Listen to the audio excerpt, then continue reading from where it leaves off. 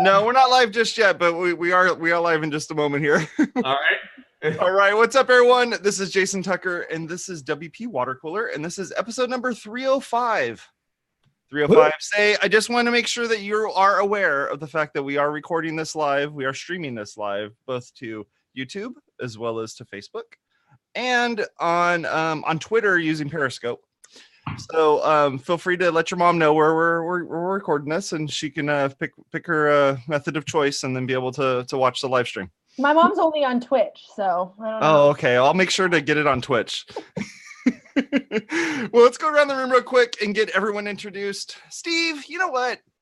You and I, well, even Jonathan had this problem as well, where we always were at the end of the list, and I feel that we need to start at the end. We'll just we'll sort this back. I'm going first. I never go first. I have a Z last name. I know, right? I am Steve Zehngut. I'm the founder of Zeek Interactive, and I run the OC WordPress meetup. Awesome. Good to have you as always, Steve. Thank Jonathan, you know, you're second to last in the list here. So how about you? Tell us a bit about yourself. Jonathan Wold. I love WordPress. I live in North Idaho, and I work at XWP. Nice. Let's see here. Weston, how about you? Yeah, Weston Reuter. I am a Googler engineer, and I work on AMP and PWA. Awesome. Awesome. C. Reed, how about you? Nope, Hello. you're muted.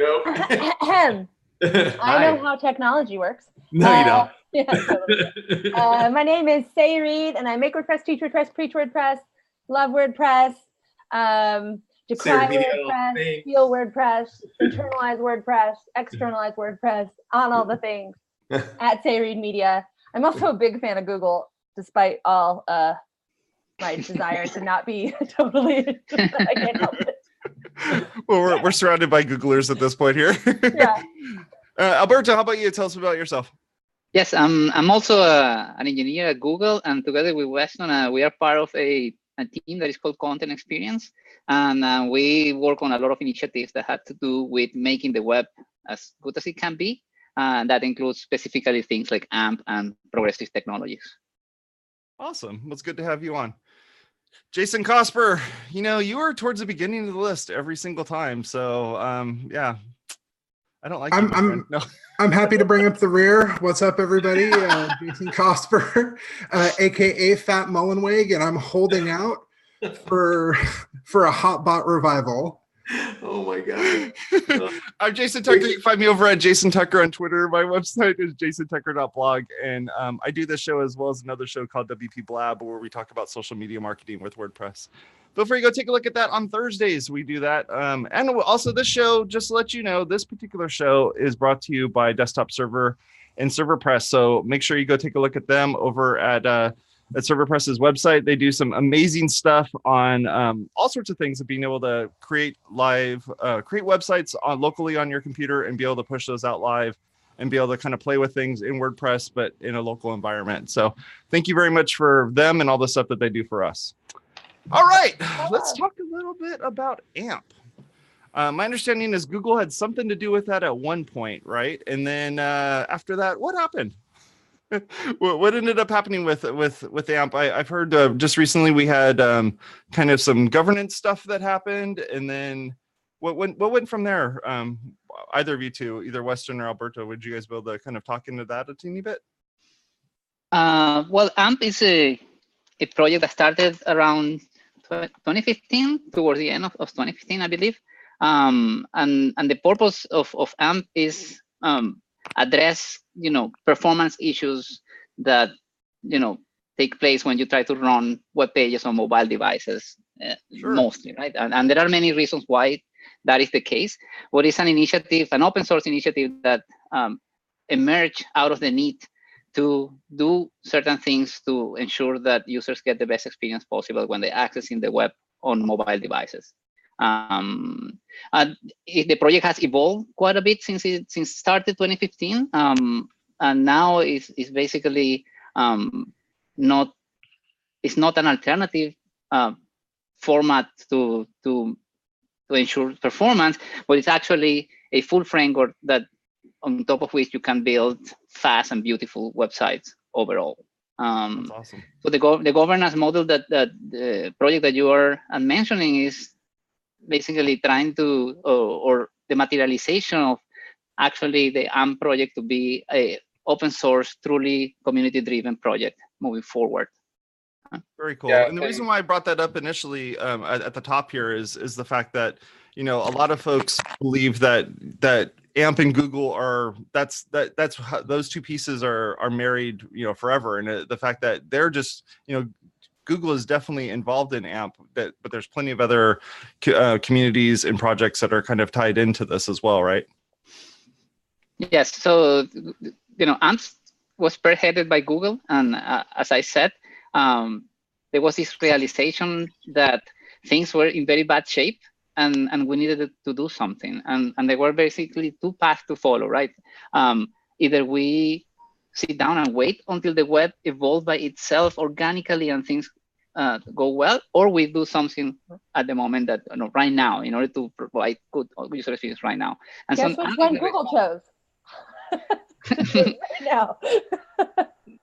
So I'm the response to that situation. And then, and the key thing that what Google did was use open technologies to go down the path of delivering something as soon as possible. And AMP was started out as a reaction against the mobile web really being suffering and being a horrible user experience. And so that was the initial focus of AMP, was to save the mobile web, but to do it in a way that is fully open source and that you host your own AMP pages on your own domains. And then, but over time now, AMP has evolved to a point where it's not just about mobile, it's just about the web, and AMP is a framework that you can use for desktop pages or mobile pages or anything, the framework for your entire site. I want to add two things that we talked about last week. I think it's important for folks to remember, because it's like done in the open, we need to be a little bit more like generous about, like, WordPress is a great example, because all these things are done very easy to like form opinions and feel strongly about things. So, and it's warranted, right? Like, this is the trade-off of things being done in the open. This is why a lot of companies get scared of it. But like, the AMP is kind of built in the open. The other thing that I think is really important for this particular project is how much it's evolved since it started. And a lot of people, because it came from Google, like were looked at it, gave it a lot of interest and attention in the early days, and then formed their opinions based on what AMP was at its start. And there's a lot of smart people working on it. It's evolved significantly in the years since. So I think that's always, like, I think worth reminding folks of, is if you had an opinion based on AMP in the past, take a look again. But WordPress is a blogging platform.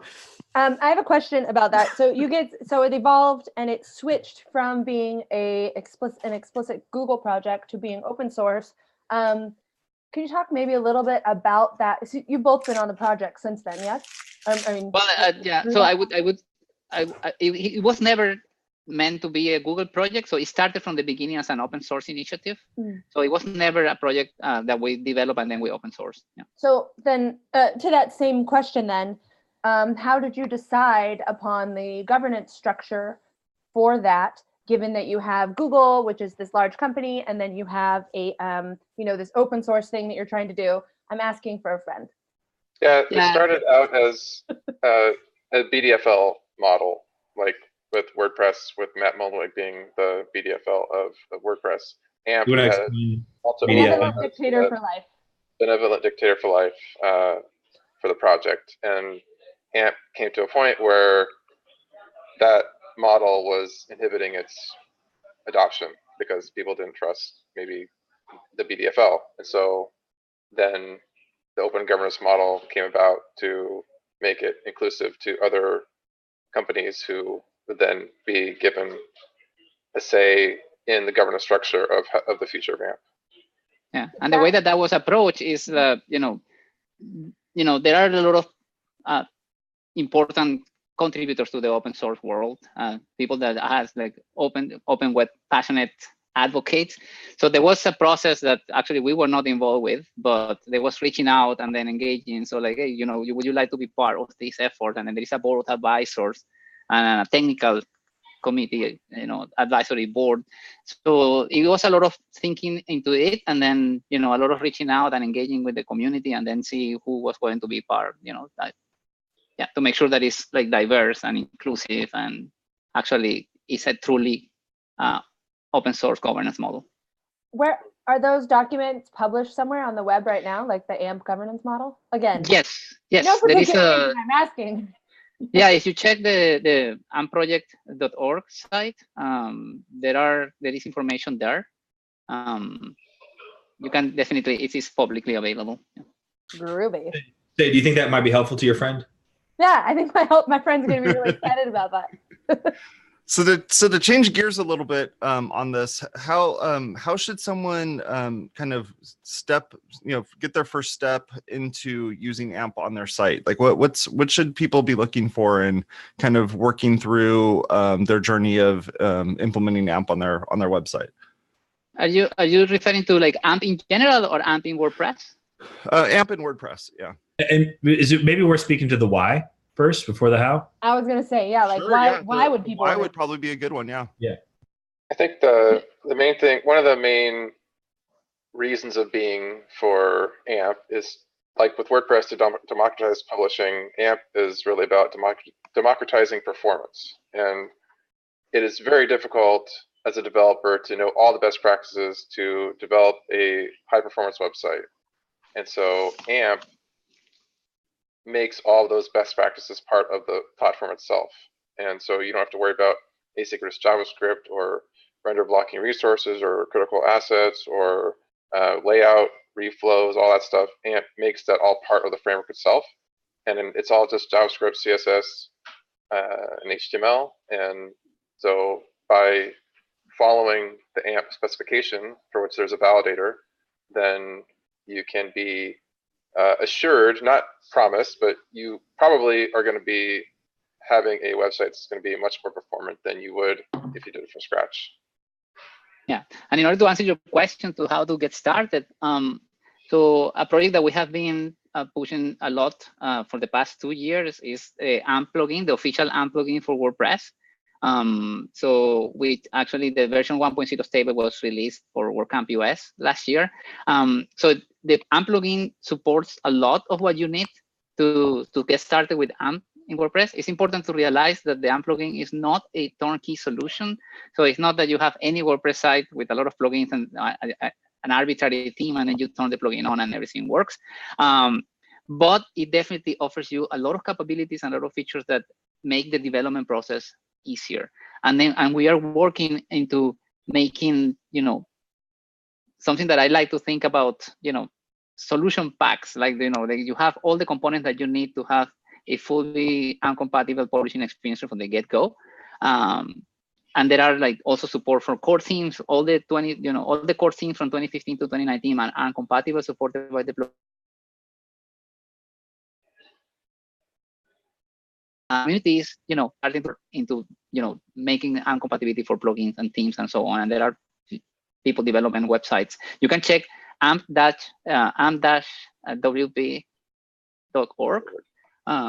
So, and then there's a lot of information there about the plugin, how to download it, how it works, some showcases and so on. And that site is going to grow significantly this year. And hopefully the community is going to adopt it more and more. Yeah, and this plugin is the one that's at wordpress.org/plugin/AMP. And this is the first AMP plugin for WordPress, the one that was introduced shortly after AMP became a project. And as part of that, when AMP was in its infancy, it had a limited feature set. So that's why you saw so many of those templates out there that had a very basic template with just the blue bar at the top and the basic text, and not very, aligned at all with your main site. And so now with last year, one of the big things we were working on was bringing the AMP plugin up to date to be able to leverage all the features of AMP today. And so now with the AMP plugin, you can take your existing theme that you have active and enable AMP on that, and it can reuse your active themes, templates, and style sheets and serve them as AMP. And it'll get you, let's say, 80% of the way there to having your site being served as AMP. And the core themes from 2015 to 2019 have built-in support in the plugin. But if you have plugins, because one of the requirements of AMP is that you can't have custom JavaScript. and you have to use AMP components instead to do that, so that it can help guarantee performance and security. And so if you have plugins that introduce JavaScript, then those are going to be stripped out by the AMP plugin. So that's one important thing to remember. Although the plugin does have, if you have a theme or plugin that has built-in fallbacks for if you have JavaScript turned off in your browser, the AMP plugin will essentially promote those fallbacks as the AMP alternative to when those JavaScripts get pulled out. So yeah. Solid. I love that. Yeah. Yeah. I'm sorry. Go ahead. No, I was the question. Go ahead. I was saying part of our efforts on something that we wanted to achieve was try to integrate AMP content creation in WordPress in the way that content is created in WordPress in the first place. So we didn't want to, there are other AMP plugins around, and there are other strategies that people follow that they try to just take your content and, give you a version of it, or like restrict you to use only what they want you to, or they allow you to use. The approach that we have is like, we want to empower WordPress developers to create AMP content, plugin makers to make the plugins AMP compatible, and theme developers to make the themes AMP compatible. So the plugin is a tool, it's a developer tool, and it's also an element of a technology solution for AMP compatible sites. Yeah, and it allows you to build AMP-based WordPress sites in the WordPress way. So if you develop a theme, you just use WP enqueue style, all the regular template calls that you would normally do, you just continue to do that. And the AMP plugin, if it encounters something that's invalid, then it will remove it from the response, but it will tell you that is removing it, and it will tell you where it's coming from. So if you have Jetpack installed or something, and there's a module in Jetpack that's doing something that isn't AMP compatible, it'll say Jetpack is adding the script to the page. You should probably check this out and make sure that it's not adversely impacting how the page is performing. I just want to call out one of the things that, for those of us in WordPress for a long time, like there's this thing like the WordPress way, and it can be very kind of frustrating and intimidating for people who don't have that context. So I want to, from my perspective, Google gets a lot of credit for taking the time to figure out okay, what does it mean to do things the WordPress way? And things like Weston's mentioning, okay, it's not about replacing all these things. How can we bring the power of AMP, this democratization of performance within what WordPress is? And I think that's something that it's still a moving target. There's still lots of work to be done, but there's so many early promises of that. And that came as a result of investing in, okay, let's understand WordPress and figure out how to bring what we have to the things that we know. Because Google, they're experts on performance. They have all this expertise and capability. And how do we bring that to WordPress? And it's taken time. It's taken years. But now you're starting to see the payoff of that. It's a relief that the WordPress way you're referring to is that, rather than install a bunch of plugins and hope it works. Because for a lot of people, that's the WordPress way. Yeah. There is a degree to hoping it works, because if you have plugins and themes that use a lot of JavaScript, then those aren't going to work. Of course. Yeah. But to answer your question at the beginning, they say why somebody would want to create AMP content in WordPress, right? And I think that Weston and Jonathan mentioned this before, but there has been a lot of studies that tied performance to user retention, to user engagement, right? So to monetization. So at the end of the day, as a publisher, you want to succeed with your content strategy. And there are two ways to do it. You can take care of yourself, all the performance and content experience quality that you want to achieve. But AMP is a library that allows you to do all those things very easily and continuously. So you don't have to be worrying about, I have performance, now I'm gonna add this JavaScript and my performance went bonkers. So if you want to, in the spirit of democratizing awesome content experiences, AMP is a tool that allows you to do that. Yeah, it helps you to develop the AMP site and then maintain the AMP performance as you go forward. When Leo was on the show last week, he was talking about what was the acronym? I have never built one of these yet. Oh, the idea of having what is it? PWA. Yeah. That idea of having something that was more of an application that's running rather than. That's Yeah, that's interesting. That's a very tricky definition that we should like address carefully, because the PWA term is a bloated term that has been used for many things. The way that we are looking at it from the content experience team at Google and in Google in general is like the web is evolving, you know, and the capability gap between what you can do in the web versus what you can do in native apps on mobile phones is closing with time by the addition of new APIs to the web platform. So all these new APIs and the way that the web platform is evolving is what we call the progressive web. Now, the progressive web capabilities allow you to do many, many things. And one of the things that they allow you to do is that to build websites sometimes, in some cases, that behave similarly to native apps in terms, for example, of like having your website installed in your home screen, or like having a full screen view, or working offline. But there are many other progressive capabilities that not necessarily fall into the definition of progressive web app. And that's another area that we have been working heavily on, but it's related to AMP, but it's also its own thing.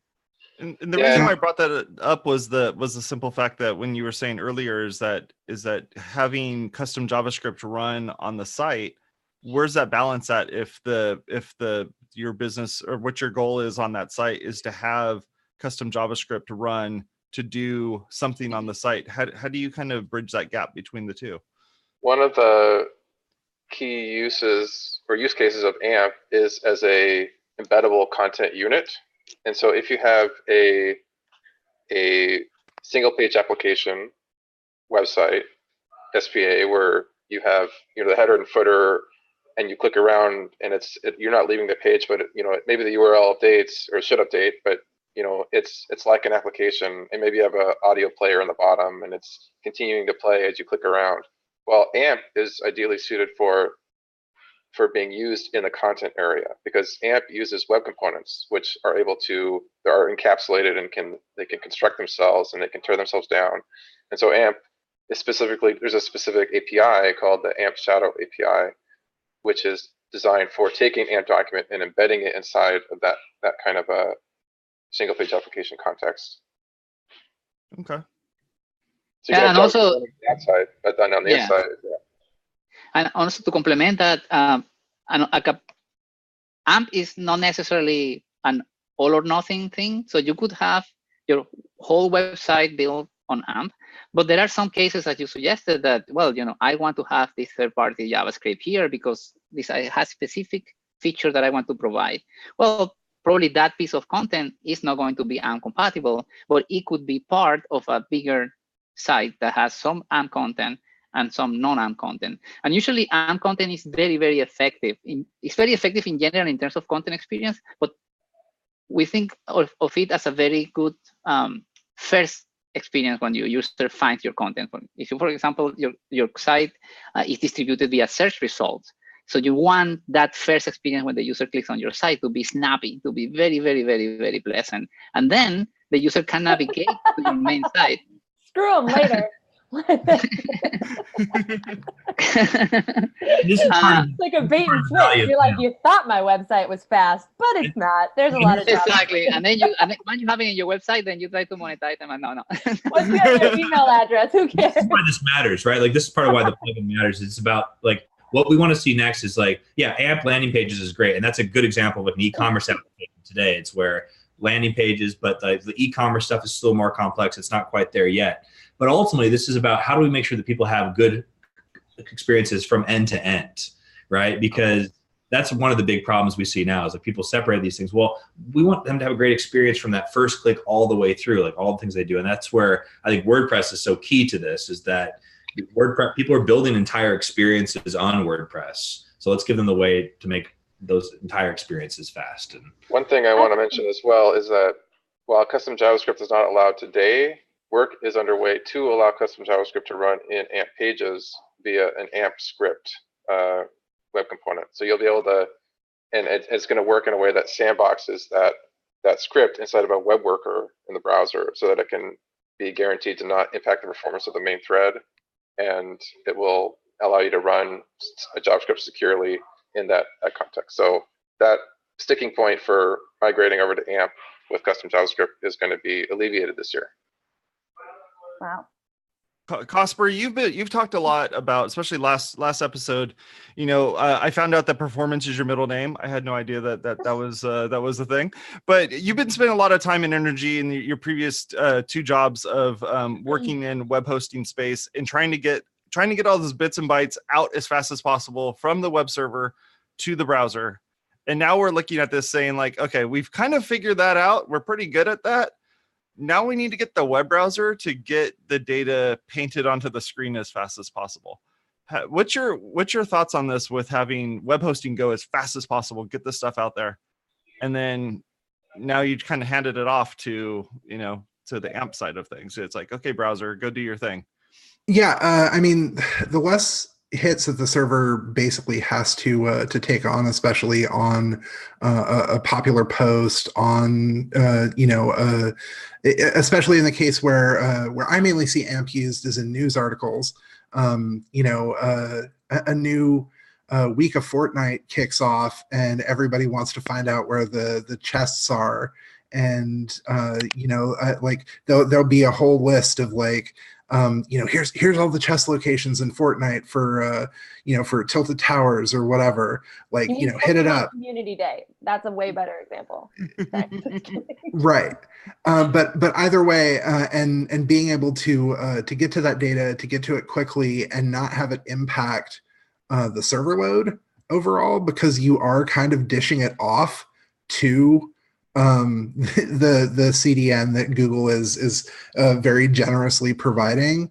As far as that goes, kind of the less hits that your server has to bear, especially on a popular article on a big news story, something like that, the better, as far as I'm concerned. So. Yeah, and I wanted to bring up the AMP cache point, because I was talking about last week, and the problem of the google.com/AMP URLs, and how that's a pain point for AMP. Everybody. And it's recognized as being a pain point, even in the AMP team. Like, that's not the ideal. It's just a technical limitation for providing that cache today. But I want to just, the reason why the AMP cache exists, number one, is to have a cache to send out the content to the edge around the world, but also for a very important reason, which is the privacy preserving pre-rendering, which allows for search results to render a given AMP page in the background without leaking the fact that you are pre-rendering that page to the origin. So then the origin site isn't able to set cookies on your browser, isn't able to run JavaScript in your browser until you explicitly say, I want to look at this content. And so that's why AMP pages can render instantly when you click on them in search results. It's because they pre-rendered in the background, but they pre-rendered in a way that doesn't compromise your privacy. And so those are 2 reasons why the AMP cache exists, is performance and also for privacy. But then that URL problem is going away as well, because with signed exchanges or web packaging, browsers are going to be able to show the actual URL for the AMP page as coming from the origin, and not have to resort to showing google.com/AMP. Will it still be there, or just be like masked at that point, or it won't be there still at all? It'll be similar to like if you were getting the content via Cloudflare or Akamai, some intermediary CDN. You'd also be getting it. The bytes would be delivered through that CDN, but the origin would be cryptographically signed to be, yes, this truly came from your website. So it would show your website's URL in the browser. Tight. I love how Google introduced this right before they were like, and we're going to downgrade everyone who's not moving quickly on mobile. I feel like Google is basically like, we really want to downgrade you guys, but there's no solution for making it fast. So we're going to make the solution, and then we're going to hit you with a ranking, a mobile ranking hit on that. Like they addressed the problem, but they also provided a solution, which carrot and stick together. That is AMP. That's Google's approach. When you think about the big picture, though, I mean, this is part of the issue we run into, is that a lot of these mobile experiences are pretty terrible, which the more terrible these mobile experiences are, the worse it is for the web. It's just a driver towards, all right, I don't trust my browser anymore, I'm going to use apps, which is not an ideal state for the future. So, yeah. Awesome. Where can we find more about AMP on either Google sites or outside of the Googleverse part of it? What should we be looking at? There are many sources. I think that the main that users should look at is the ampproject.org site. It's a lot of information about AMP, reference docs, everything. There are sites like, for example, AMP by example, that you can learn AMP looking at code snippet that you could, experiment. There is a playground. All those sites are going to be integrated in a new AMP site that is going to be released sometime soon this year. And then for the plugin in the WordPress site, we have the amp-wp.org plugin site. There is a lot of information there. The plugin is open source. You can find it in the AMP project, also GitHub repository. If you look for amp-wp GitHub, you're gonna get it. I think that those are the main sources. And then of course, Weston blog, my blog, medinatalk.com, our Twitter account. So follow us if you want to stay in touch with what's happening. Well, I want to say thank you very much for the two of you and for the rest of you for be on the show and to talk about this. I really appreciate it, and I think our listeners and viewers will definitely appreciate it as well, because this is definitely the future of the web, especially when it comes to making sure that this stuff loads up fast and works well and that it's performant as possible. And I appreciate that. I would like to say one closing comment. Sorry to interrupt you. It's like no problem. The web performance problem and the WordPress performance problem is something that we own collectively as a community, and we need to work together collectively to solve it. So let's work together. So we are putting all our resources, and so let's do it. Unity. Awesome. Well, thank you very much, folks. You have a good one. Talk to y'all later. Bye-bye. Bye.